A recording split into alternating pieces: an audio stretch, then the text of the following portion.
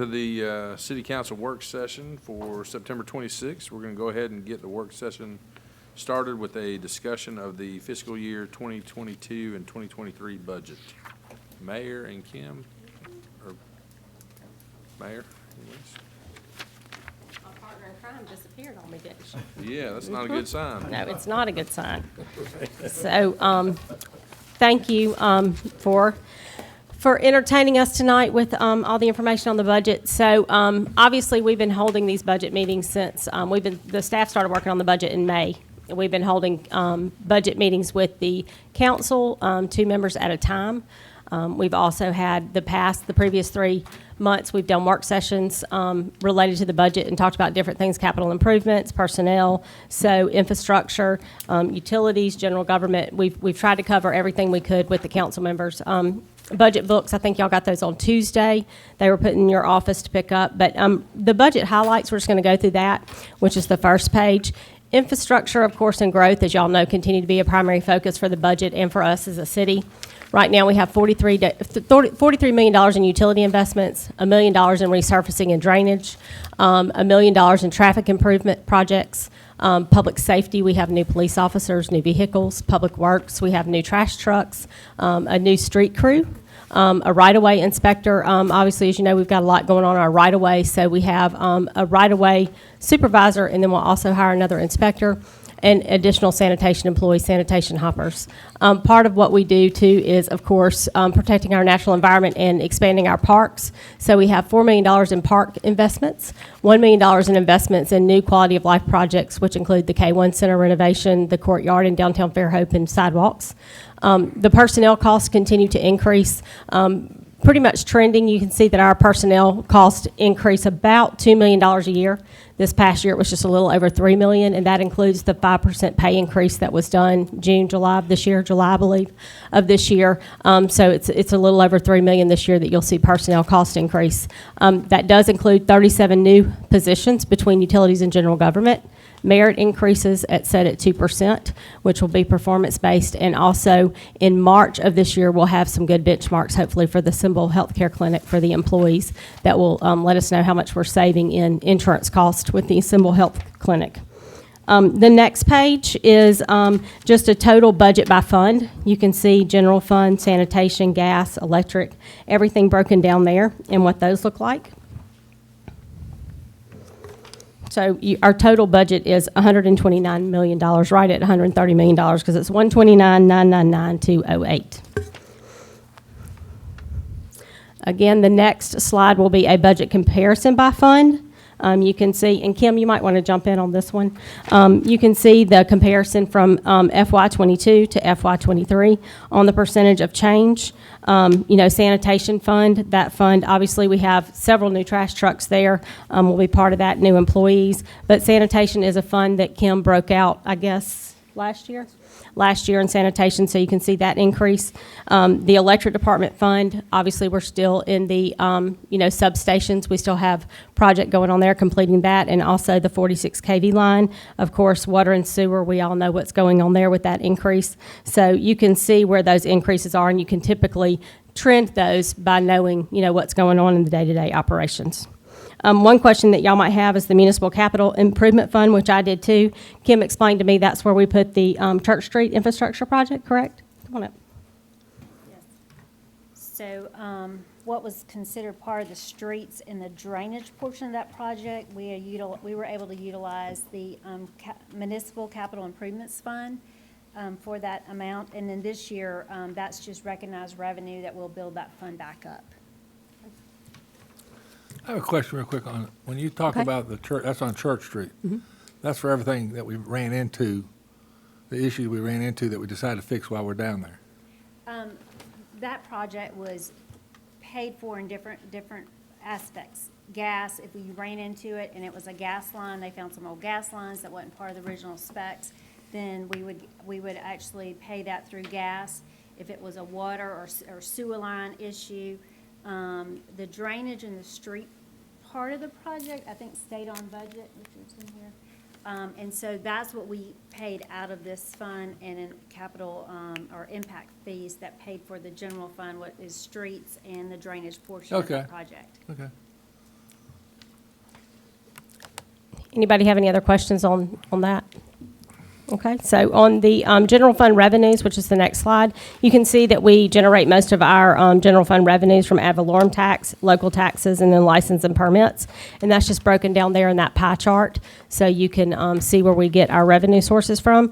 Kim does a great job, as y'all know, budgeting those revenues and projecting that, working with the county on what our ad valorem is going to be. Obviously, we don't budget that at 100%. We know that, there can be some error either way, so we make sure we don't budget that obviously at 100%.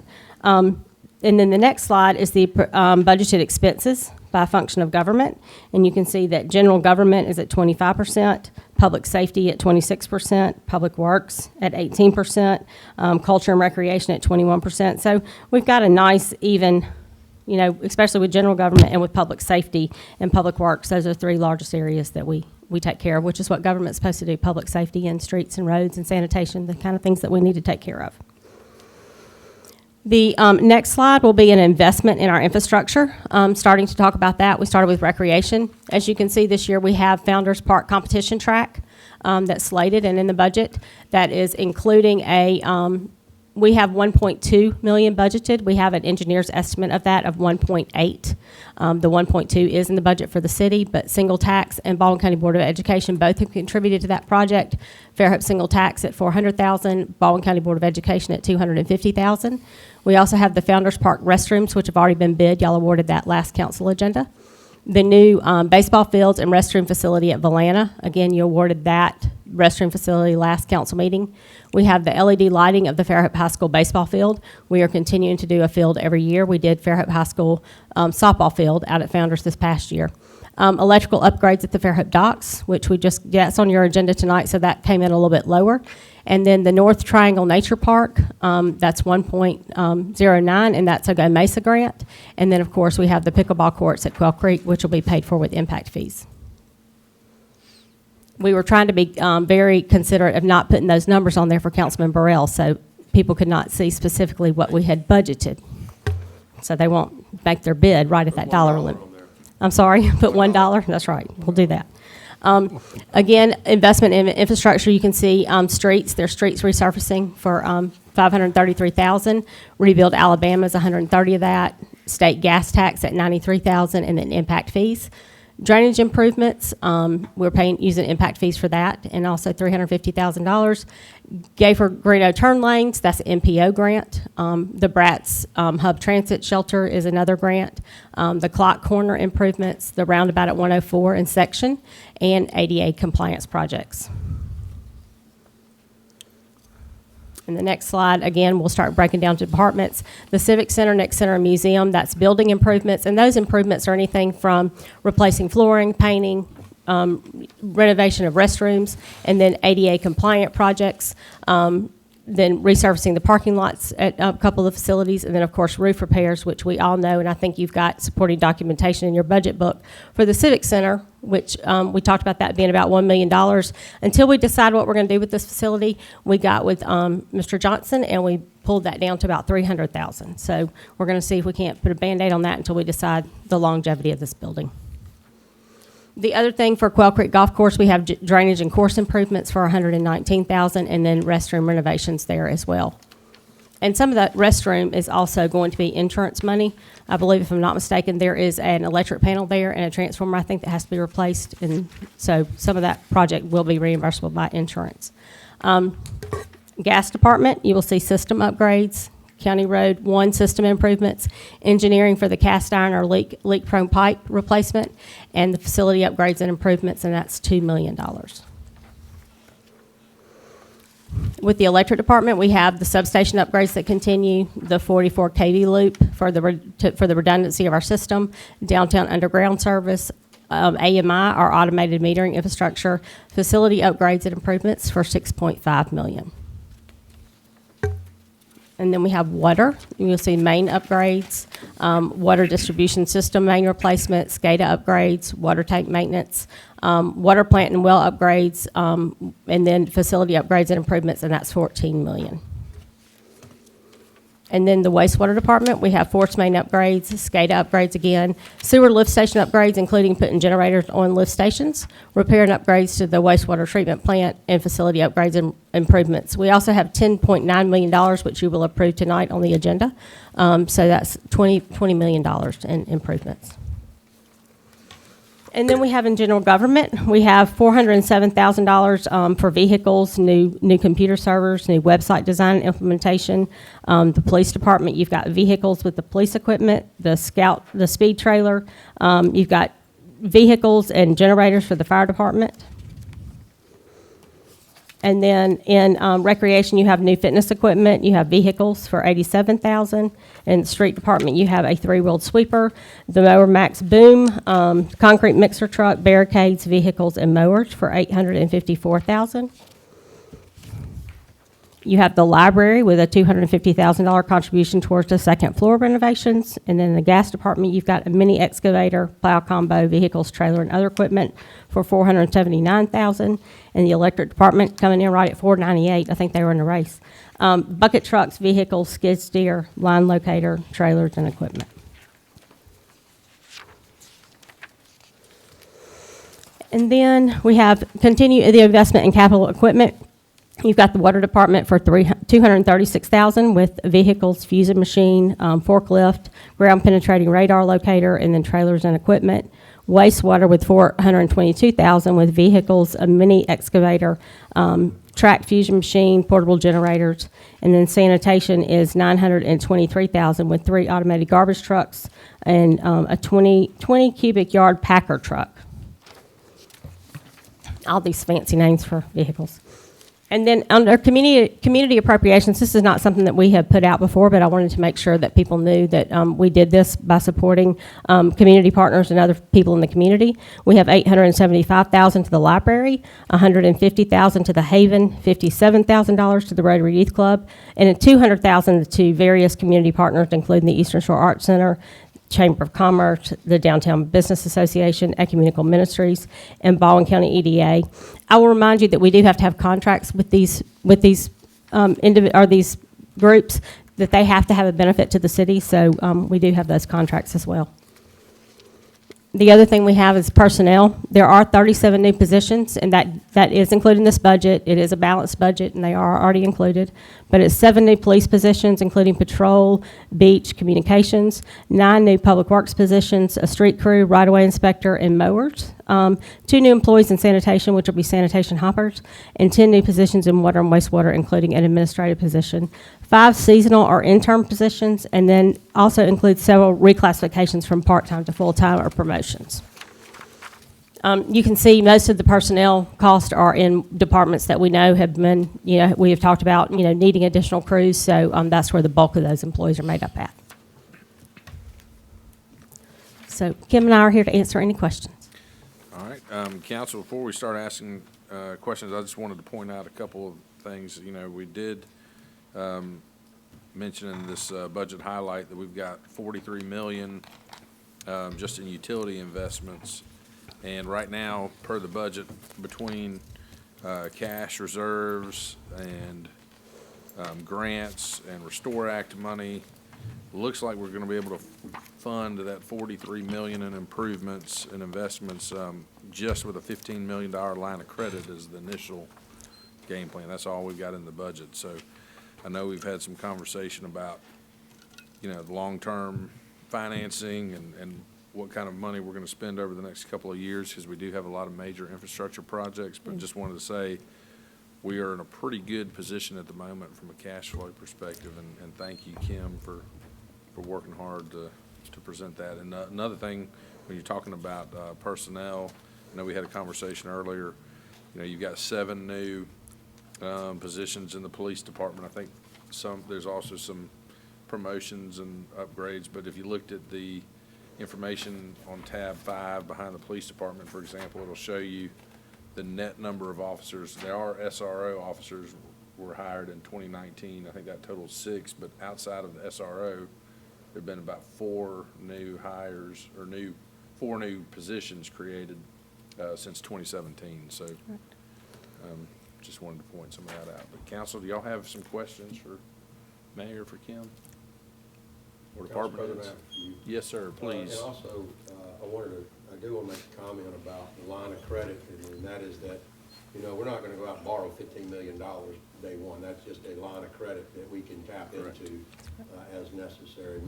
We may never reach that, hopefully we won't, but depends on how fast we can get the work done. If we can get the work done sooner, we'll could expend up to that. So I just want to make that clarification. That's not a going out and borrowing 15 million. There's a difference. Then I had a question for the mayor, and that is on the electrical system upgrades. We had met in your office a couple of weekends ago, and I believe you did implement those changes. We had did. some We did. deadlines. I believe you said you We did. agreed And with those and if you changes, look in right? your detail on the or on capital improvements, I believe it is, that you'll be able to see that we made those changes. And I thought We did. you had. We I did. just wanted to double check that. And then on the personnel, I wanted to ask of the 37 new positions, are any of those, did any of those roll over from, the past year or even the previous year? Just positions that continue to be hard to fill? No, not really. I mean, to be honest, we'll be lucky if we can fill all these positions. The state of our economy right now and being able to hire folks. I think we've talked at length about the possibility of doing like a job fair to try to recruit people. I think the pay increase in July, helps us, retain some of what we had and hopefully attract some new employees. But I do think that we'll have a hard time, filling these positions right away. We have set the deadline for us to make some of these transitions when we talk about merit increases and everything, anything with personnel, to December 1st, to give payroll time and everybody time to kind of catch up, because it takes a lot of time to get all the new paperwork done, make sure evaluations are done and everything, make sure job descriptions are approved, going through the personnel board. So I would say that we're probably a couple months away from hiring any of these positions, but whether we'll be able to fill them all or not remains to be seen. And the budget is built, if I'm correct, that as if you're hiring these positions. That's correct, year-round. And day that you're fully one- staffed. Day one, Correct. fully funded. fully Correct, it staffed. is. It is, So it's a conservative approach, but It that's is. the way you've got to do it. Right. to it is, balance We budget. spoke about that last year. right. So on the last question on the personnel, there's 10 new positions in the water and wastewater. How large is the water and wastewater department right now? How many employees are there? There's 24. How many positions do you have total, Jason? 31 total. Before the 10 additional? And this puts an additional, remind me if I'm wrong, I've been looking at this for too long. It's an additional crew in water and wastewater and an additional crew, additional crew in water and an additional crew in wastewater, correct? Yeah. Correct, okay. That's a 33% increase in personnel. Is that going to hold you for a while? We hope. We're paying everybody to do all the improvements. That's not our crews. So. No, but I think the lift station maintenance in particular, I think having that two-man crew to be able to do that, because right now what we're doing is using, and we're using standby crews to be able to do that. So if we do some flex shifts, I think we can save some money, but it also doesn't put the burden on all those employees that are working, all the time have to go out and check those lift stations, because you have to. Well, And one of- to, I'm sorry. Go ahead. I'm sorry. No, go ahead. But one of these crews, Jason, that we talked about was to go out preemptively and inspect and look at all these lift stations so that we're not responding to issues after they occur, that we're on top of them with maintenance and other issues so that we don't have any problems, right?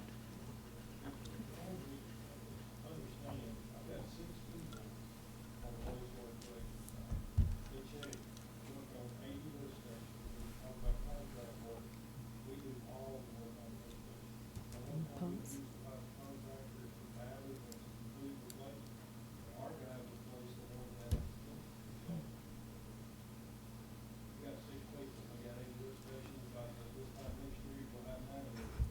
Yeah.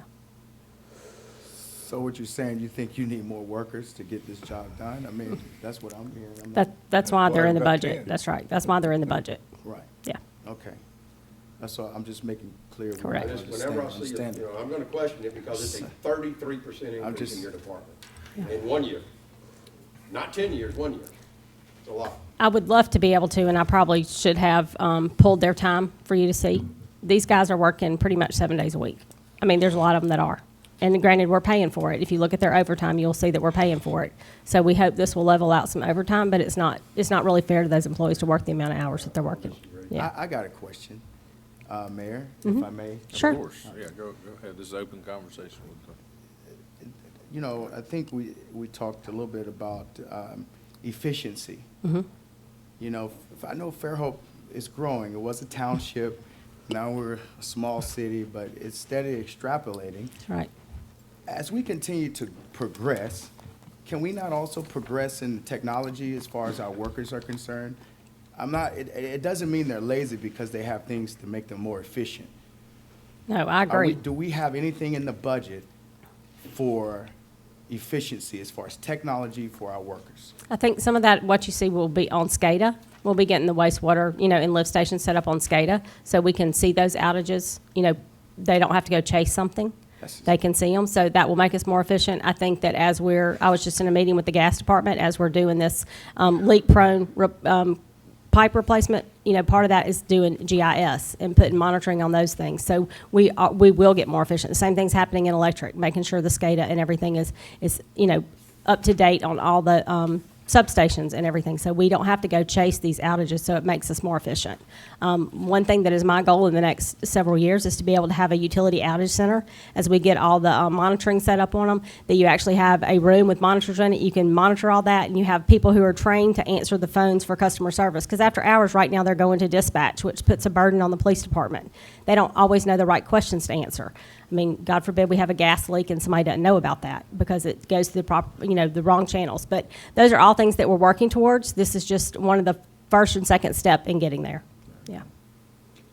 And since we mentioned this on some of these new positions in water and wastewater, when we do hire and fill those positions, how often are we reassessing? I know there's a formula that is supposed to capture that The labor cost employee adjustment. labor cost Yeah. adjustment. It's, Kim, you want to address that? It's How factored- frequently it's is that factored getting in. updated? Well, as soon as we process the last payroll of this year, which will be next week, then I can go in there and do that calculation to be able to roll it into the next bills for any of these increases. So you have to put in your budgeted number and then what your numbers were last year in this calculation. So as soon as that is calculated, I've already told Jason Jarvis to come, if he doesn't have it by that 10th billing, come grab me. So Okay. then we can be able to put this in. So it's an annual deal. We're not doing it Annual. quarterly or semi-annually, just annual. Got it. Annually.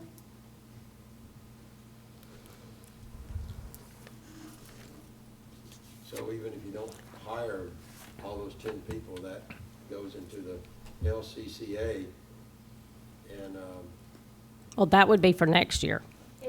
It's an adjustment in that formula to look at, it looks at your actual for the previous year and your budget for the current year is in those calculations. is So it it like an takes- average then?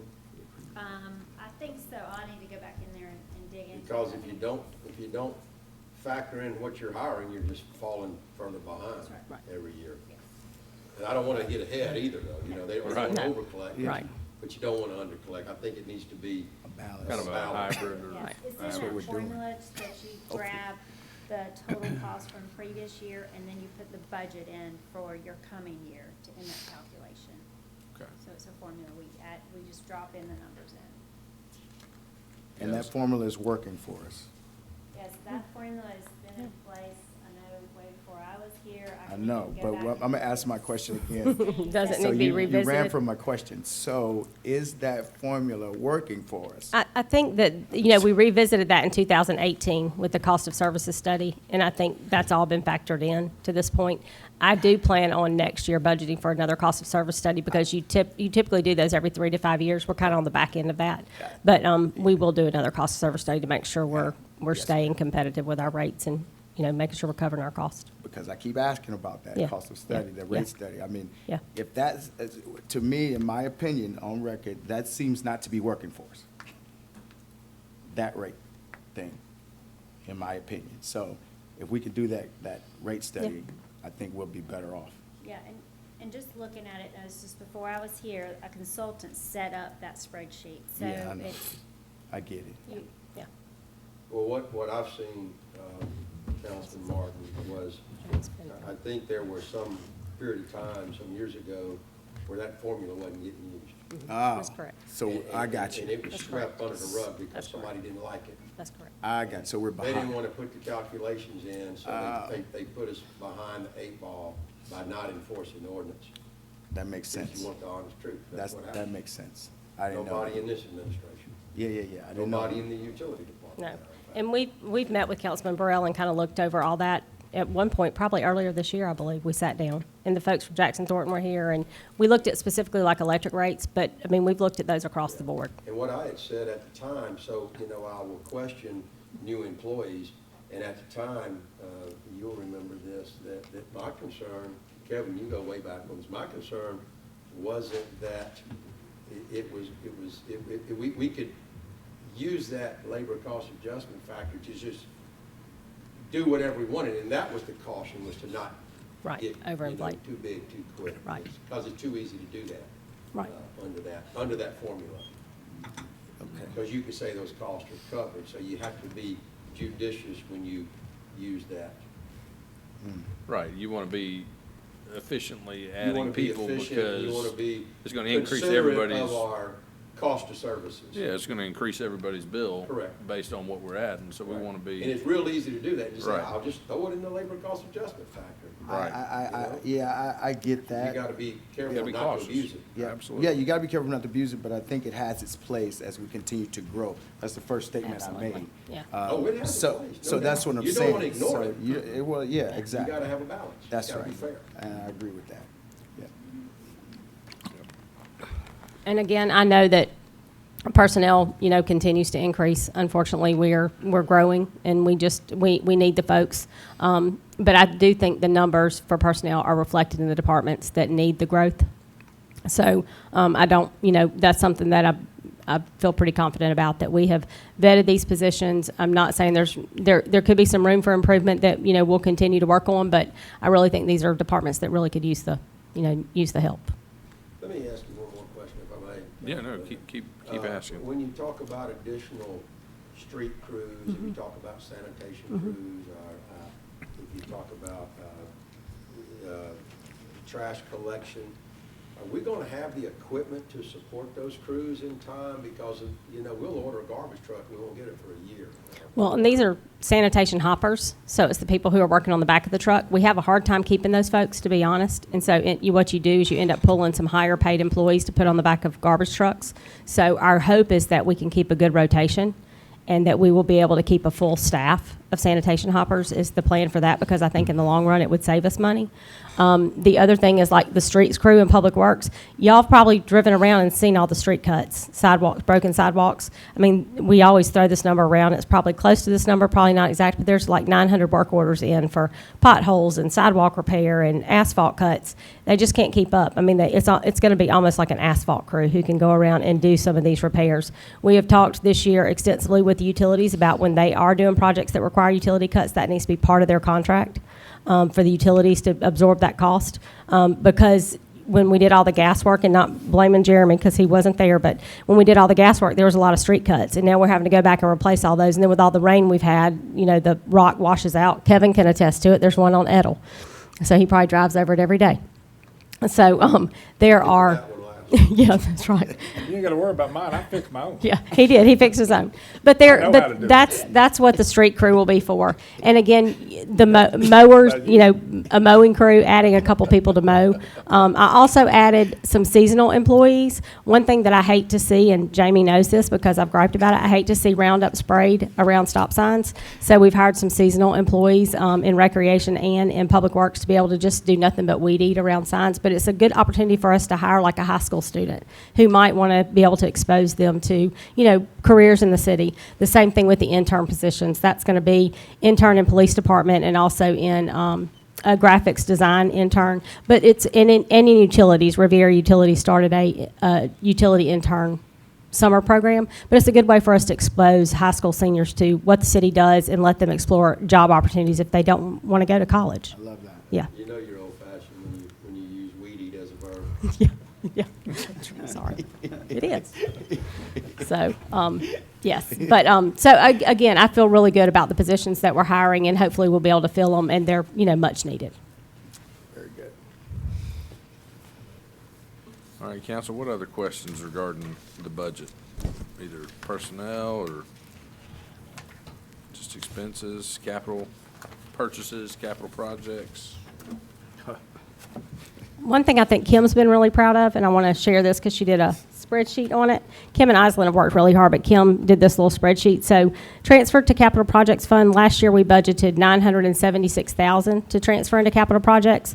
This year we have $375 budgeted, but at the end, after everything's said and done, she's going to be able to transfer $1.976 million into the capital projects fund from this year, just because we've had some, projects didn't come in at what we thought they were going to be, or there was excess revenue, so she was able to move all that money over. So does a great job of managing that, and hopefully allows us to do other projects like we've talked about here before. So hopefully, again, this year we'll have some excess revenues, again, that we can transfer into to the capital projects fund. Thank you. Almost guaranteed as many capital projects we got. We have plenty, that's right. There's no lack of capital projects. They're all funded, and, if you can't get them in, you'll have they'll just rotate right. it in. So. And there's a lot of rollovers in the budget. Y'all probably see that in the explanation, a lot of rollovers. I mean, some of it's just staffing, some of it's contractors, some of it's supplies. But, I think we started doing the rollovers last year, Kim. And just really, make sure we capture those expenses and roll things over so we're not, caught blindsided when all of a sudden we have to do something. We're like, well, that was in last year's budget, but wasn't in this one. So some of the things that you see are rollovers.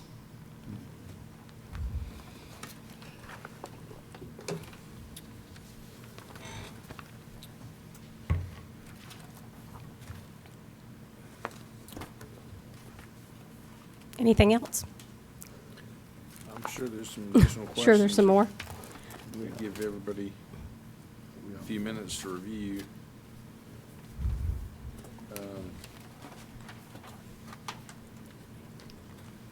Council, if you do have a question, feel free to ask. And we're going to review this again in the council meeting. So if you have a question, if you look through it and you have some more questions, obviously me and Kim are not going anywhere. But I did want to take this just a minute to publicly thank Kim and Islin for their hard work on the budget. We, again, started this process in May with a pretty strict budget calendar that we keep for ourselves and have stuck to that, and the department heads for just, getting their information in on time, and for working with Treasury and with myself to make sure that we, present a good budget to the council. There are some things that we had to go through and scrub. Unfortunately, had to make those calls and say, listen, it's just not going to happen this year. I'm trying to balance the budget. So, appreciate everybody's effort and just the time that they put into, this document. Yeah, and I appreciate all the 2-at-a-time meetings y'all have had over the last couple months, and taking time to meet on the weekend if necessary to work around our schedules, and just all the effort put into putting this budget together. I appreciate it very much. Looks like a very thorough job. And I'm not trying to drag it out, but I just want to make sure council has appropriate Absolutely. time to ask questions, and we may address again in the council meeting to see if y'all have questions that pop up that you're just not thinking about right now. But obviously the budget's grown significantly Considerably. over the Yeah, years, it but has. so has the population, so has the town, so. What we're seeing most often is just the operating expenses and how much they've increased. I mean, because you talk about fuel, talk about, we've just different things, but the operation expenses have really increased. It's one thing that we saw this year. And then some of it, just like fuel, we have no control over. Unless they change the law. Yeah. That's what we're expecting it. For sure. Make sure we keep up. Council, any additional questions or topics y'all want to hear about? Or do you want to move on to the next item, or do y'all want to hear about anything else within the budget? Kevin, you good? Councilman? I'm good for now. I guess, I do want to make maybe just another comment, is that the budget is a fluid document. I mean, it's a snapshot in time, and if revenues don't meet projections, we can change, although we have some very major expenditures that probably cannot be put off when it comes to utilities. So the general government things can be fluid, more so than utilities. So if we're 99% comfortable, then, you know, you could say, well, you're pretty comfortable. That's all you ever hope. You're always, you know, you're always, you know, as a council member, I think you're trusting the staff and the mayor and all of the people that put this together, because a lot of these are fixed costs, and I've said this every year, we only get to play with a little bit of the money, because it takes, you know, 95% of it to run the city. And the mayor did say something that I want to make sure I heard, is it's a balanced budget. So It we're is. not deficit spending. No, We it's have a balanced budget. Which is, you know, very important to say. So if we do run into some hard times, well, then we have to make some hard decisions. Yeah, and we don't know what's gonna happen in the No. next 12 months. It could be interesting, and I know there's a storm out in Yeah, don't say the it. horizon. Don't I say know it. it's not coming here, No, but. don't say it. But you just never know. You You gotta be never know. prepared for everything. No, Not you the don't. God that made it. Well, the economy, you just don't know what it's going to do. That's why, I mean, you know, when we sit in these meetings, we talk about being conservative with the revenues to make sure that, you know, we're going to be okay on the expense side. But we don't know what's going to happen. And it is a fluid document. We know that there could be amendments to it and things that we have to change. But we do feel like we've, you know, gone through and scrubbed some stuff and presented a balanced budget, and that, you know, the revenues are conservative, and I think it's a good budget. Expenditures, whenever you have departments with double-digit growth, and I know that we are growing that fast and we keep up with it, but we get one hiccup in property Yeah. valuations one year. I mean, let's say the economy tanks, and we've hired a lot of people. That's why I'm sometimes questioning how many people are hiring. It's not that I don't think we need them, but you don't want to lay people off either. No. And the employees are the gift that keeps giving. And so if you inflate your rosters and then you have a ad valorem tax decrease, it can happen. You know, people in 2008 or so were going and contesting their property valuations, and a lot of them had their property valuations. You know, thousands of people had them reduced. Yeah, That's very in the true. government. it can. I mean, think- that's one reason, like the planning staff. Yeah. Hunter could probably use some help, but we've opted not to grow that department or building permitting because we don't know what's going to happen with the Well, county. you know, You know, so the other there are part things is- like that we just don't know. We have moratoriums in place Right. that affect permitting. They do. And license fees, income, and I believe it was 13. 13, was it 13% of the revenue? It was- It's- it I'm was not Yeah. guessing. 13 or Yeah. 18 on that? 13. Yeah. 13 then. And if the people decide they're not gonna build Build homes anymore. because of interest rates are Right. going up, and our permitting and license revenue goes down significantly, And I think we've accounted for some of that. Yeah, I mean, in the budget, you can see those numbers, we've accounted for some of that, but not knowing what the economy's going to do is, if anybody can forecast it, let us know. Yeah, no But doubt. I do think that we've looked at those areas and have been conservative, yeah. But I think with the ad valorem, I'll speak if I may, Council Chair. With the ad valorem, you know, I think Teddy's done a good job. He just went up 16%. People like to lost their mind. So we got a good cushion there this year as far as the ad valorem is concerned. But as far as the economy, I agree with Jack. You don't want to overinflate, but at the same time, you do want to balance where we are right now. I wish I was Nostradamus to see the future. We can't, but you do want to be in the place where you are right now. And if we're behind, I say let's get where we're supposed to be. Yeah. That's the way I feel about it. That's my opinion. Well, and I do feel like from the quality and strength of this budget, you know, we kind of set the tone as a council. We're conservative on that revenue calculation and projection on the front end, and that sort of sets the pace for the rest of the budget. It does. And to, It's where we look at our expenses and really make those hard cuts because we know, you know, we need to well, and- present a balanced budget. And that's what allows us to do things like, a couple months ago, we had $1 million that we were able to transfer right. into some projects that we wanted to get accomplished right. because we had built up some Reserves. cushion in there Reserves. and That's right. reserve. And hopefully we can do that again next year. That'll be the plan, so. All right. Any other questions? You're ready to move on? All right. Thank you, Mayor. Thank you. Thank you, Kim. Next item up is a discussion for the operation of a medical cannabis dispensary within the corporate limits of the city of Fairhope. Not sure, is that you again, Mayor? So, and Councilman Martin can help me. We've both been kind of working on this. We've had, obviously, our neighboring communities have started, passing resolutions or ordinances that would allow them to have a medical cannabis dispensary in their corporate limits. There's going to be 37 different facilities across the state of Alabama, whether they're a grower, a dispensary, an integrated facility, that can be permitted, and that will be by the state. But your community does have to pass an ordinance allowing those, allowing the operation of those in your community. There are some stipulations that go along with that. They can't be placed within so many feet of daycares, of schools, of different, other things. You can't have connectivity to another parcel. So there's a lot of things the state's already put in place that's going to limit where folks can go with the cannabis dispensary, because I know that it could be controversial. It's a very regulated industry. It's almost like it's probably more strict than a pharmacy. The state has put in some really serious guidelines when it comes to dispensing, and it's not just your typical, gummies, that kind of thing. It is, I believe it's ointments. I don't have my paperwork here in front of me. Councilman Martin, tell me what those three things were. It was ointments. What's the question again, love? What form they're coming in, the cannabis? They'll come in an oil, oil form, ointment. They'll have one flavor gummy, balms, lotions. Right. But no flour at all. Nothing that gives off a smoke or anything of that nature. I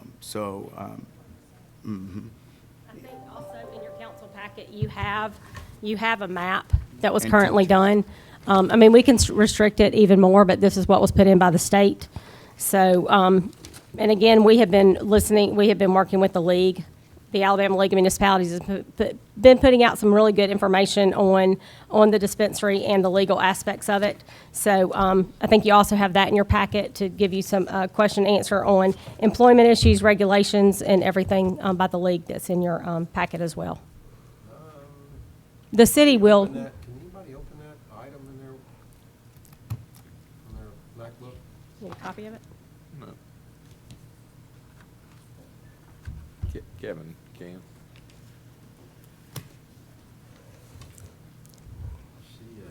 I see a sample ordinance, but you said something about a map? Oh, yeah. There it is. Yeah. Got it? There it is. Hunter sent the map. Got it, map. As far as where the you can medical locate it. outlay. That's for schools and daycares with a 1,000-foot buffer. Yeah, but. What's yeah, that? we don't- I mean, if they're doing lotions and, Yeah. it's not like they're out, smoking weed outside of school. There's a lotion and a Well, and balm I will remind you that there are specific diagnoses that you can, you'll have to go to a licensed medical professional to be able to get a medical cannabis card. And there are certain diagnoses that are permitted by the state of, the state and the medical board, I guess, for you to be able to receive medical cannabis. But the state has really done a good job putting it together. But the rules and regulations, like there's operating standards, there's financial prerequisites, there's qualifications and restrictions, on-site inspection processes, security standards, testing standards. So, and again, all this is in your packet, but there's a lot the state has put into this to make sure it's a very regulated industry.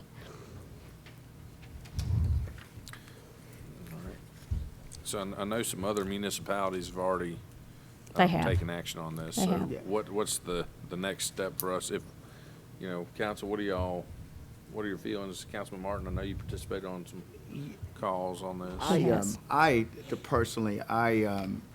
have no problem with this. Like I said, there is no flour as far as anything that's going to exhibit a smoking pattern. These are all just tinctures, oils, lotions. They do have the one edible, one flavor. This is where we are now. Went through this with alcohol. Here we are. We have had people ask about, they do address employment issues. If you have an employee who has a medical cannabis card, the city of Fairhope has a zero tolerance policy. Obviously, we operate a lot of machinery and people drive, so you can't really have people, doing those things with taking medical cannabis. So we will continue to maintain our zero tolerance policy, but all that's addressed by the league, in their information and talking about the legal aspects of Yeah, if of that. they have it in there all the things that the city can do legally. Correct. Without consequences.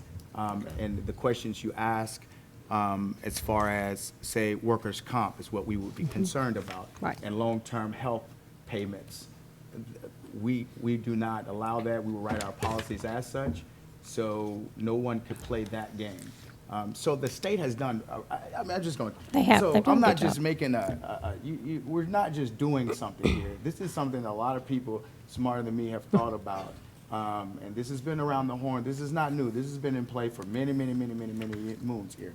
And they've done a really good job of actually regulating this thing, I must say. We got a lot of things that are not even regulated, but this, I can tell you, it Yeah. is regulated at the state level, and they give us opportunity to protect ourselves at the same time. Correct. In situations like this Right. for the mayor and the council involved. So with that being said, those are the reasons. I'm not just going to tell you I'm for it, but those are the reasons after doing my due diligence and looking at this and talking to some of my cohorts. I think I've spoken to some of you guys about this. This is why I think it's going to be okay. Yeah, I mean, the state's been studying this since 2019, so I think they've done a good job. But Yeah. there's qualifying medical conditions, like I said, there's, it's a whole laundry list of them. But again, and some of the other, there's also, a nebulizer is going to be an approved product. So there's about, I guess, 7 different approved products that will be allowed. But products not allowed are raw plant material, products that could be smoked or vaped, or food products such as cookies or candies. So I think they're trying to do that to protect, obviously, the children. So Yes, exactly. I think they've done a really good job putting the rules in place. Yeah. All right, council members, any You have to read, thoughts, I mean, comments it's down here? very well put together. I mean, I've looked at it. I was just questioning, is this preemptive, so to speak, or is the state of Alabama passed? It passed on September the 1st, sir, Did it of 22. Right. Yeah, it passed last year. It actually went into play September 1st, if I'm Correct. correct. But it passed in 21, Yeah. in July or June. I just happened to, for some reason, just happened to start looking that stuff up. These No. are follow questions that were being asked. I just got to look it up. July It has been 21. some Yeah, year July. or so back, but at the time, I was under the impression Alabama had not passed it. So, yeah, you're It right. has since obviously 2 years. Yeah, sir. Well, And then 2 yes. years before that, it actually hit the House and the floor, had to go past Mm. to get to the floor through the committee to get, and so it's been this is not just, you know how it goes. It's a process. So they've had time to actually put together some good thought and regulations. A lot of medical bodies are involved Right. with this, Yeah. me being medical. So you have to consider all of that. I think, too, they're allowing this time period for the municipalities to put the ordinances in place to say you would like these services in your community, and then December 1st is when folks can start applying. So they will know, what locations they can go in. Right. Okay, so the next step, if the council so wishes, is to move forward with an ordinance? Would be an ordinance, correct? Okay. Is this something that, do we need to consider this for immediate, or, because? No, Okay. I don't think it can go tomorrow, it can go next week. Okay. But because they have until December, I think, we have had some folks reach out, we just told them that, we're just discussing it, and kind of gave them a timeline, told them we should probably know something by the end of October. That's why I'm to reach asking. back They out, might yeah. not know why I'm asking, Right. but I've Yeah. been on conversations. Told them to So reach back out. That's why I'm asking. Okay. Council President, I have a Yes, question. sir. What does their dispensary look like? Is it a standalone It's, outlet, or, and is that by law, or can It- it be part of some other retail outlet? it cannot, it has to be standalone. It has to, yeah. It has to have its own ingress and egress, and it cannot have any connectivity to another Can't even be in facility. a strip center? It cannot be in No. a strip center, Did no. I read on that law a limit did I read in that law a certain limit? Square footage? Square footage? Yes, No, sir. I mean, per municipality, which I mean, you can't compare us to Birmingham, but I thought I saw something to that So effect. 37. 37 if I may, total, 37 total right now. and that's all the facilities, so that's going to be Total. integrated facilities, Somewhere that said dispensaries. one dispensary can operate 3 or 4 sites. Oh, Yeah, yeah. it can be Then 3 there was sites. Another thing that it said, I Be saw 4 some dispensaries, number. 3 sites. It says no more than, okay, under the dispensary slide, that's slide 18, it said no more than 4 licenses and can operate up to 3 sites. That's correct. So they will issue licenses to 4 dispensaries, and they can have 3 sites around the state. That sounds like Oh. only 12. Yes. They're only, So look right here. It's only 12. That's only So- 12, but you have also Yeah. integrated facilities, processing facilities, Okay. so 37 total. Oh, You're not look gonna have right a so here. dispensary on there every is a corner. limit to how many So are gonna look. be. There are, right now, there is. Yeah, that's what I was saying, up to 4 Yeah, licenses. that's Yeah, right. So this is all the total, though. You see, it's on the total, if you add all these up, it's 37 total. So one As far person, as dispensaries, I'm only counting 12. correct, but Right. one could In the dispense, state. right, one could dispense here, but they can also have 2 other locations throughout the state. Well, Yeah. the point of that, bringing that up is there's only so much tax revenue to be had. when That's you only correct. have 12 dispensaries. And I Yeah. really don't want that to be a driving factor, Yeah. but it is a driving factor whether you want to acknowledge it or not. So some people will make that a driving factor. And correct me, Corey, if I'm wrong, but I think they said that the state was going to tax at 9%. Yeah. They did. Yeah. So- They's gonna do the normal, Yeah. their normal tax rate, and then we could. It's a retail tax rate, basically. Yeah. That, the 9%? At 9% is not the, I mean, Yeah, that's, it's not the no, that's not the, retail rate. no. Yeah, it's usually 4. But, again, and Kim and I talked about this, I mean, this may be an opportunity for us to look at, we used to have the sin taxes, cigarette and alcohol taxes go to recreation. Maybe this is a way to fund parks.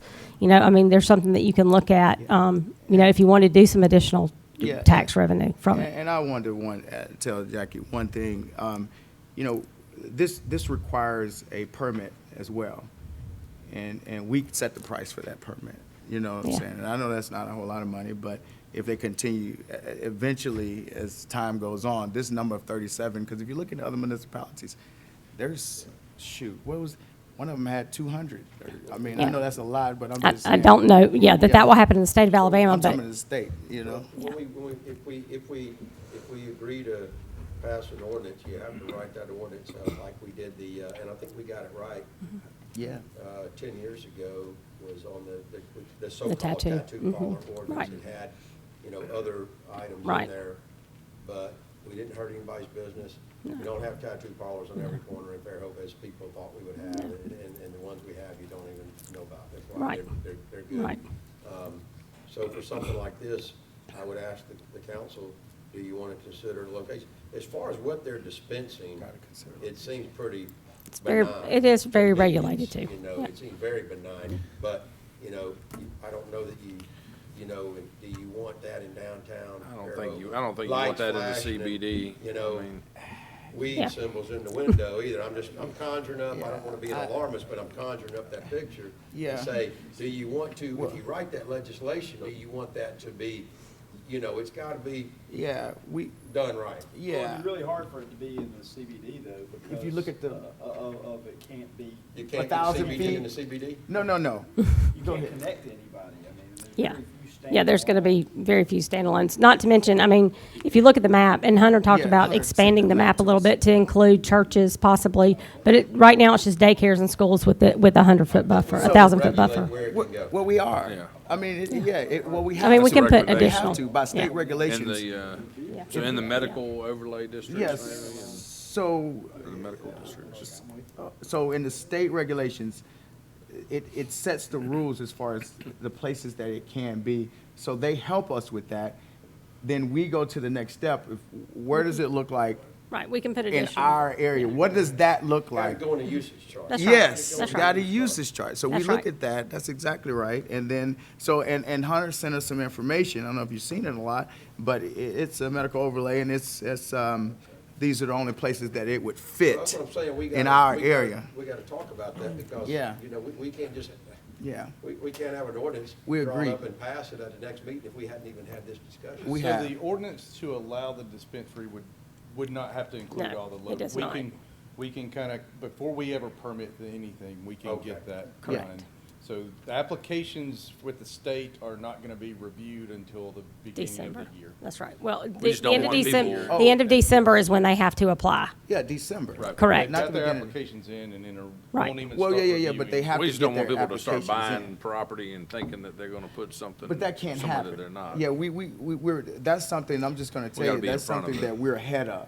Yeah, Y- that's y- what know, We, and we have talked about asked, that yeah, we dramatically. have asked the people who've reached out, Yeah. and there's only been a couple, that said, do you already have property identified? They did not disclose that.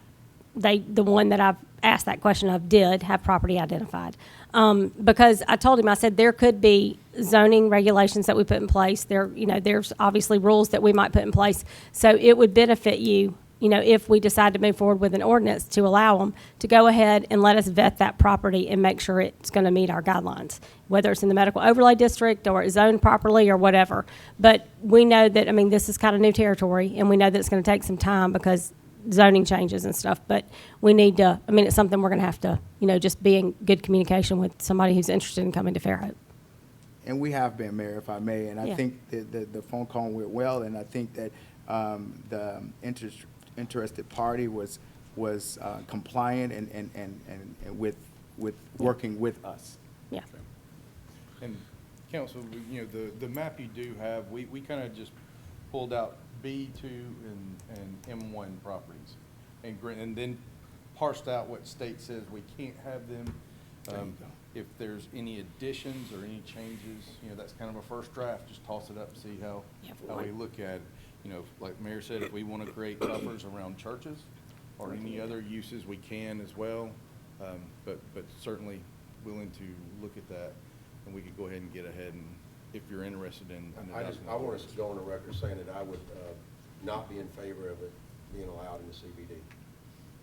And we excluded that out. Yeah, I think that's- there's plenty of ample opportunity elsewhere. And I think we're all in favor of that. That's why when we saw that map, we pushed. Yeah. It's not You're in. saying we saw that map, that's the first time I've seen the map. Oh, well, the map was Obviously, sent to the me. whole council hadn't seen the map. Well, the map was sent to me in an email about, shoot, Last couple weeks ago. The three were. Yeah. yeah, a long Yeah. time ago, Yeah. 2 weeks ago. What good to send it to an email to? Oh, I'm sorry, But now. Councilman I've got- Boone. Yeah, I'm sorry, Councilman Boone. But he did try to get it. Yeah. Yes, he did. I apologize. My guns, brother. If you want to get in touch, if it's worth $1 million, get in touch with me, email me here. I drive to Councilman Boone's house quite often delivering paper. And you know what? I get it. Yeah, absolutely, he does.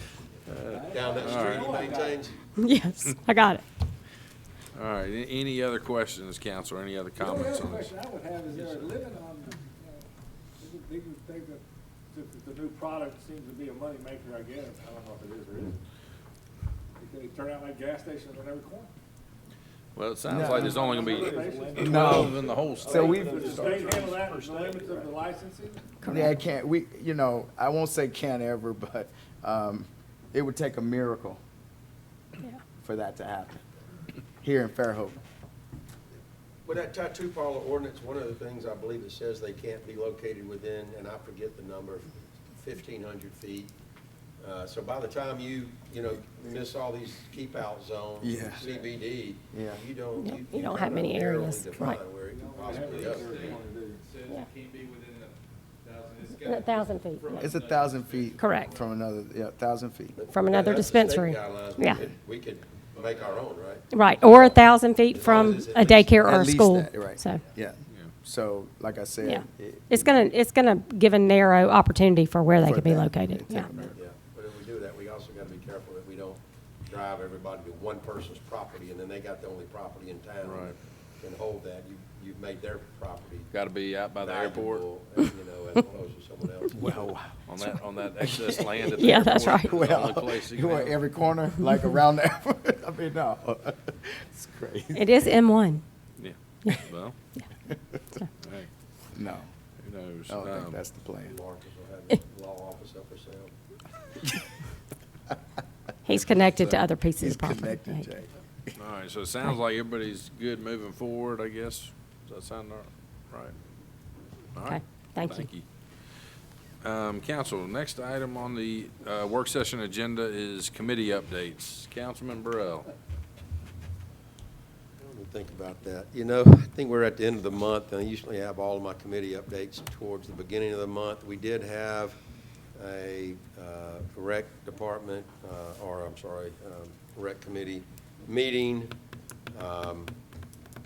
They put together, I believe they put together some motions for support of, what did they support? What did they do? I'm trying to remember now. Man, that's been like 2 weeks. Disc golf.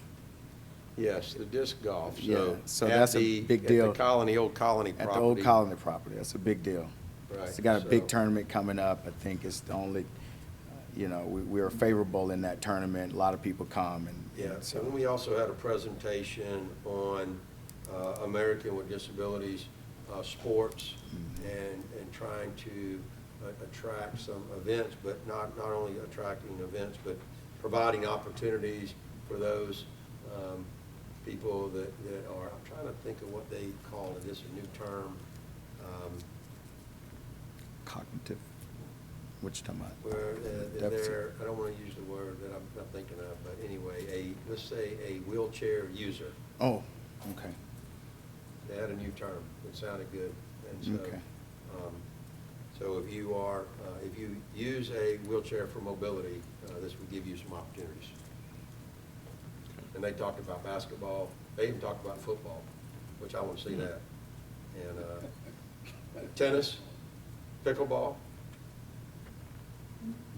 and they do it all. And so I think what they had said was, Pat, is Pat here? Yeah, Pat, Pat's I here. believe that you were going to look at some opportunities for them to come to the rec center, but, we also discussed that you don't treat people with disabilities any different than you treat people without disabilities, and so they basically have a right to use those courts, it's the same as somebody that's not a wheelchair user, right? Yeah, They could say, hey, we want it this time, and as long Yeah. as they're rec department members, they can use it. yeah. I think this, and we, when we Yeah. build nowadays, we build ADA. Right. We have to, so yeah, no doubt about that. Amen to that, yes. Okay. All right, Councilman Martin, you're up. Well, I said something about the disc frisbee. That's something that's gonna come to our attention, I guess at the next meeting. From what Jackie told me, that was my birthday. I went out of town. My wife took me to New Orleans, so I missed that meeting, but I was in communication with the chair the whole time. But anyway, we're looking forward to that. I think that Colony property will be a good place, for those kids and that group of people that play, I think it's called Frisbee golf. I think it's a good place. I saw it for the first time, I think, either the year after COVID or maybe even somewhere in that time. I think it was 21. It was really, really popular. There were a lot of people It was playing a after lot of COVID. people playing in Or that during tournament. Yeah, so I think it's good that people come here to Fairhope, and anytime that we can get a good group of people to come downtown and spend money in our business district, I think that's always a good thing. So I think getting this property prepared would increase our chances in that. So I'm excited about that. And the kids, they've been working hard to get this done. They've bugged the mayor to death. So it's a good thing. That's all I got. All right, Councilman Robinson, Don't have any. Councilman Boone. All right, I just saw a few members of the library board here earlier. I think they were here to hear the good news on the budget and what their allotment was, but they're gone, so I don't have any other updates beyond that. So, department heads, Kim and Aslan, anything? Covered it all? All right. And let's see, Richard?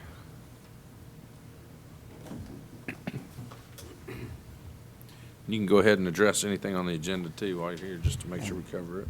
Since Jason told me I suffered overexposure last meeting, I only have really technically one item, actually two.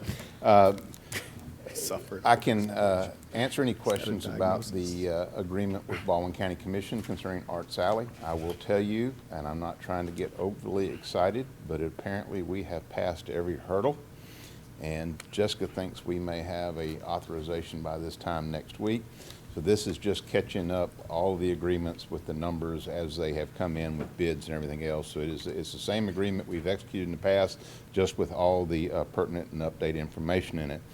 Also, I can answer any questions about the K1 Center for what we consider the environmental and historic preservation that we have to do a complete due diligence on before we can start spending that HUD and EDA grant money. And we are recommending authorizing the mayor to negotiate with Ephraim and Associates to do that work and come back to you with the not to exceed. And then finally, I asked the council president for consideration for a walk-on item for a set of wheels for our wheeled loader and our transfer. And just so you know, these are just not any typical wheels. These are solid tired wheels that we have been watching wear down to the metal. And because probably should have had this due diligence ahead of time, when we quoted them from Caterpillar, we all about passed out, so that we did do a competitive bid. And if you'll notice, the low bid is half the price of the OEM wheels. And the reason we're asked for it to be walked on, there is a pretty good lead time on that, so we need to get them ordered and get them heading this way. Just a couple other little updates. Southern Earth Science did start the abatement survey at K1 today. They're on site, and they will be there probably through the week. Probably one update that at least the knowns are known. Gayfer Road and Greeno Road turn lane improvements. We finally got the answer from the signal company providers, and it looks like that project will occur starting in January, and that's a 90-day project. The contractor was very adamant that he wanted to put the barrels up, do the work, take the barrels down, and everything's done, and signal equipment apparently is a very, very, very long lead time. So that's my update, and I'll be glad to answer any questions on the agenda items or anything else going on in Public Works. And just to reiterate on that tractor, I guess, for the transfer station, those tires that are worn out, I mean, that's a 2018, so you're 4 years in on those tires. And for the kind of work you're doing in there, that's probably about all you can anticipate getting out of them. And That is correct. We now know how long they last, about 4 years. Right. Perfect. Thank you. All right. Any questions for Richard while he's up here? Richard, I want to say something to you. The K1 Center, Ephraim and Associates. I just want to thank you guys. That's a DBE program, and I just wanted to thank you guys for actually using some DBEs. I've been waiting to see one, and so I have to give you kudos on that, that we're actually reaching out to deserving DBE companies or entities. So I give you applause to that. And I'll tell you, MBE, DBE, all of these guys, and WBE. we got excuse to me, know ladies. Troy in the Working Waterfront project. He was the sub on that, and he is the first person that not only was joyous to interact with the federal government on historic preservation as well as environmental and other concerns. He's very, very good at it. That's too. exactly right. All right. God bless you. Thank you, sir. Corey, anything? No? All right. Let's see, Jeremy, or Richard. Let's see, we got Jason hiding behind you there. I couldn't hardly see him. He's trying to keep a low profile. Not gonna work. Okay. You don't feel like walking tonight. Yeah. This wasn't by choice to have 8 items on the agenda, I can tell you. So 5 is what we talked about at the last meeting on the agenda. 10 I can't speak to.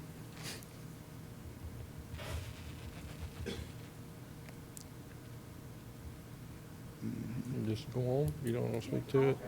Okay. Yeah, okay. And 11, 12, and 13 is the restore. You're finally actually seeing projects that are bid and for award, and any questions on that, we have Andy here, which is our engineer on this as well. Okay? Is this the CIPP? Sir? Is this the CIPP, the lining? Is that where we are? Part of it. Line in and then lift station rehab for the 6 of our major lift stations.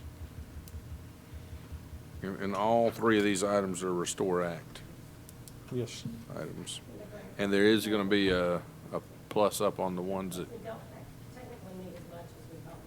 okay, but there is to capture anything above, got it. Yes. All right. We're not as adept as the engineers we hired burning up the budget then as they are.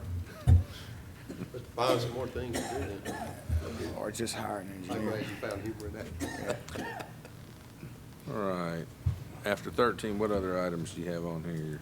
21, 21? that's the Phase 2. That's misleading in that statement. It's nothing to do with a pump station or lift station. It's a force main. It's called the 16-inch force main project. It picks up where we left off with Phase 1. At Bishop, at the intermediate school, or Fairhope East, it'll pick up there, and it goes to Publix North, which would be 104 and 181. Tell me that, I'm sorry, Jason, give me that path again. We leave Bishop and Fairhope Avenue Uh-huh. and stay on Fairhope Avenue to 13 at the roundabout, then we go north to 104, and then 104 out to 181 where Publix, and that's the new lift station for Publix that this will tie into.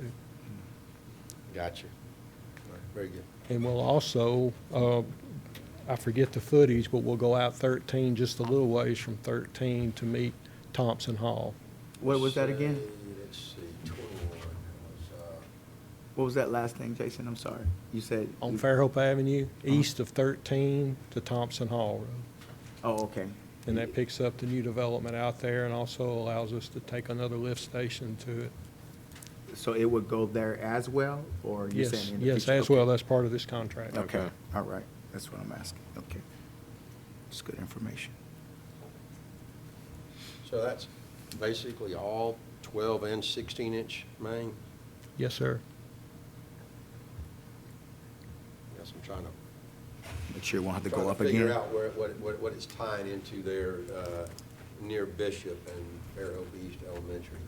What is it tying into at that location?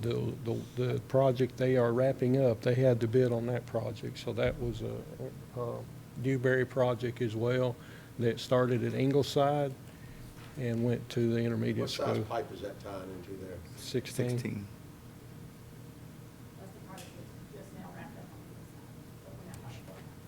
All right. You done, Jackie? Mhm. So, Boone, if I may, Council President. Yeah, go ahead. Is that, I think I know, is that big enough for future growth? Like, that's it, right? I mean, you think we'll have to do this again? I don't think so. I don't think we have that big.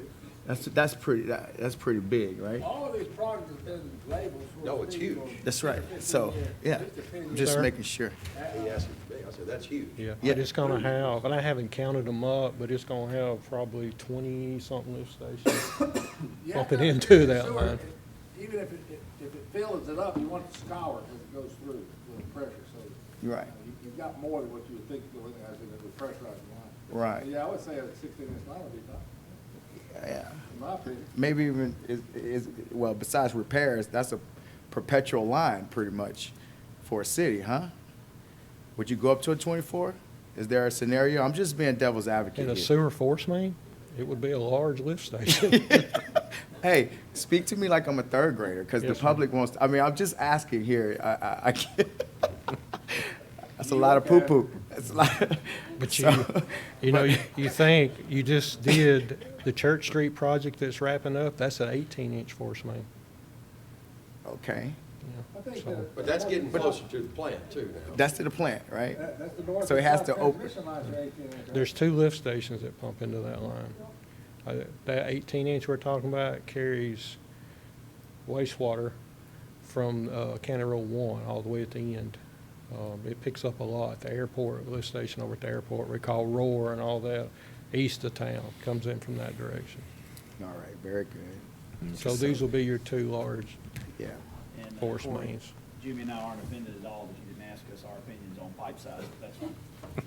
Well, I'll just save it. I apologize, Jay. I will ask you next time, Jay, about your pipe. All right. Would You like also me got to number ask you one, 22, Jay? right? You know what I'm saying? Jay, would you like me to ask you one? No, I'll save it, it's fine. I mean, yeah. And 22 is you as well, Jason? Yes, sir, 22 is the USA map. It's the relocation of the water line up at 104 for the widening project for the USA map building. And this isn't being done just for that USA location. This is being done, we had to relocate that, But this is, which of that turn lane. this is much less than we anticipated, right? Well, this is labor only. Yeah, it was, this is where it was 7 and now it's down, It was, 7 or 8. no, it was mid 100 and some. I'm talking about the Yeah. total Oh, this is project, the I only think. number that Oh. Yeah, I'm speaking on the only total number that I project. had. And 23 is I tried to talk to you all individually on this. This is a truck that's actually, we put out for public bid. It's on the yard at Larry Puckett in Pratt. Yes, Prattville. It's replacing a '06 Ford with an unusable crane. And this truck will be utilizing a bed that we already have. So if you look at our budget, I know this is a '23 budget, but if you look at our budget, the truck that we had in the budget was for when we called Stivers and called the Chevrolet who had the state bid, how much the bids went up is what we budgeted. So this truck was budgeted at just the truck, and I'm just going off the top of my head, I think it was 65? Not to exceed 56? No, the budget in our '23 budget. I Oh. don't remember, but I'll was it have to look at 65? that. 68. It was 68,000. So trying to utilize a truck that was already built before the price increase, and this was one that was on the yard that we saw a few months ago when we got our other trucks in. So I was asking the council's permission to entertain us buying that truck. Okay. Yeah. We'll utilize the body we've already got. The only thing we'll have to add is a crane. So it will be a total savings of, we figured up around $40,000 from what's budgeted. So we're just trying to save money and get a truck in that we can utilize. This will be for the lift station maintenance and be able to pull our own pumps without. Right now, we're either waiting on electric to use their DIC or, and that's really what we've been doing instead of hiring it done. Jason, I mean, All right. that's, we get some pretty darn good prices on these vehicles, and when you're looking at a 4,500, but I don't know that I would describe a 4,500 as a medium-duty truck. A pretty darn heavy-duty truck right there. Is that, I mean, can we pull things that weigh that much? I mean, that thing's probably got a towing capacity of what, 30,000 pounds? No, sir. The 4,500, the GVWR on this truck is like 16,000. So the towing capacity on it would, I haven't looked at it, but I'm just guessing the towing capacity would probably be, less than 20. Really? Yes, sir. What's your 2,500 ton? Kevin? 17, Yeah. what they said? That's what they say. What? Have you ever tried? Nope. Don't. All right. Any other questions for Jason on any of those items? So do we need a 4,500? Do we need a 4,500? Thank you, sir. Appreciate it. Paige, any updates?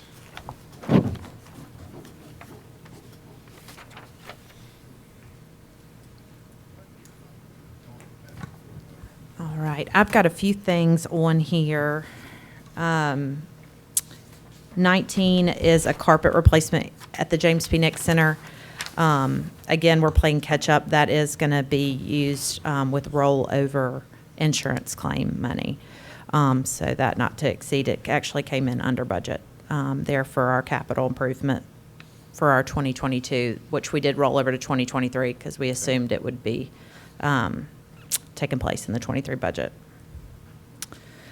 And I do believe number 16, Charlene Lee, we have been in communication about the safe routes to school. So I believe she'll be here tonight to speak on item number 16. And then item number 26 for the homecoming parade. If y'all have any questions about that, that was kind of thrown our way last week or week before last. So I know the high school has had a time with COVID and rainouts, so they are hoping to bring the homecoming parade back. And so we've met with the police department and the chief, and so we have kind of come up with a game plan for them. to bring that back on Thursday night prior to the homecoming game on Friday. And just to throw out a little reminder, we are going to be sending out Christmas parade applications, never too soon, this Friday. So if you have folks or businesses who want to participate, shoot them my way or give them my email address. So we'll have those applications on the website, but we'll also be sending them out to an email list of folks. And it's first come, first serve. No cost to participate, but it does fill up fairly quickly. So Okay. Thank you. that's it. Thank y'all. Appreciate it.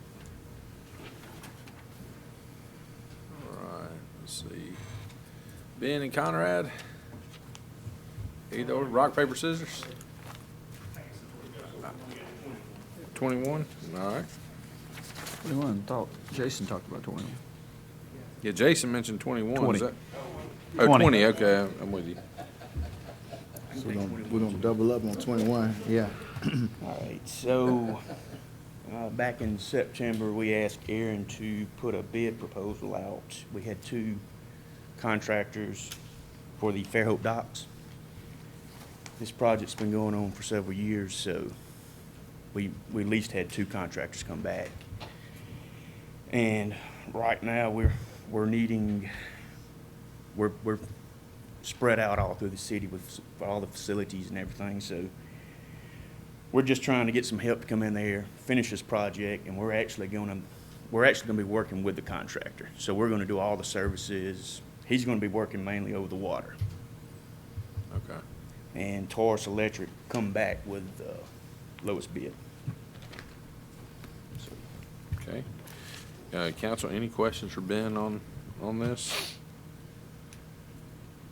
In that contract, how many 50 amp services are we installing for the? So there's right at 40 of the power pedestals that's already ordered. So each one of those, we're gonna be well over what we've ever had down there on power. So, As far as the 50 amp? yes, sir. There'll be a 50 and a 30 for each Normally power. are double. Normally they're double. 30 amp on the other side. They are, but we're trying to make it more realistic Right.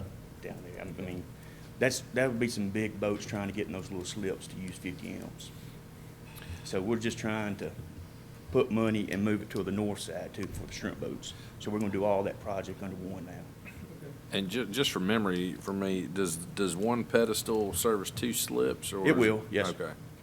Yeah. So they kind of go in the middle of the 2 slips and? It'll go in the middle of 2 Okay. slips, and like I said, all the finger piers, most of them have at least five to 6 on each one, and the bigger ones, they'll be more spread out. Okay. Just keep in mind, before the bulkheads and everything went in, that whole slip was fed by a 125 amp breaker. So all those sailboats were fed off 125 amp breaker. So, yeah, they'll have plenty. So, I got a yes, sir. question. That's room for growth, I Yes, like sir. it. Council President, Yes, sir. the bid, and I see it on, I don't know, probably at least 5 or 10 pages. It's just a hair under $130,000, and it says in multiple places, total bid proposal. Why are we being asked to award a not to exceed $150,000? Because I guarantee you, if you tell them they got 150, Yeah, they no, don't find a way to spend 21. So the good thing about this, the way Aaron wrote this up, he went ahead and estimated what the material cost was gonna be. So his actually, it's around 94,000 for what his labor and everything is. So he has a 7% markup, but he has to show us invoices and his markup on the material, all the material. So right now, PVC and electrical they'll get us a day-to-day price. So that's the only thing we asked, not to exceed that, but he come in at this, he has to actually show us the invoices before we actually physically write him a check for materials.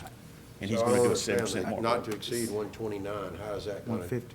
Well, because the price, I mean, That's a Price- variable, that's that's a based guess on the on that. price of materials that day? Yes, sir. That's a market fluctuation? It is, and like I said. But the labor price is set. His bond, all his bonds, all that's set. It's just where we don't have to come back up here if it jumps that high. I don't think it will, but like I said, the way things are right now with chain supply.